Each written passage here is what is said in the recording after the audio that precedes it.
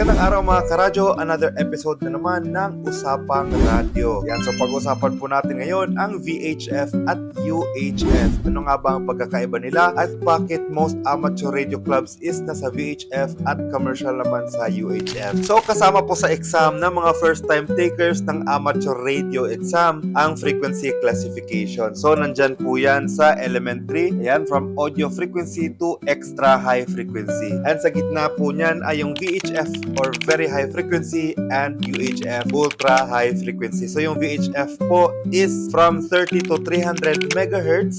Yung wavelength po niyan is 10 meters to 1 meter. So ito po ang wavelength. Okay, so ito po yung frequency at yung wavelength po niya is from crest to crest at itong trough to trough. So yan po ang isang wavelength. On the other hand, ang UHF naman is from 300 megahertz to 3000 megahertz or 3 kilohertz. So ang radyo po na nag-ooperate sa 100 plus megahertz is nasa VHF po yan. Meanwhile, yung 400 plus megahertz is nasa UHF. Kasi saklaw po yan ng 300 to 3000 megahertz. At sa gitna po ng VHF is 144 megahertz. Ang wavelength po niyan is 2 meters. Ibig sabihin, 2 meters po ang yan, from crest to crest and trough to trough. On the other hand, ang UHF naman is only 70 centimeters po ang wavelength. So, para pong ganito. Okay? So, mas maikli po ang wavelength ng UHF kaysa VHF.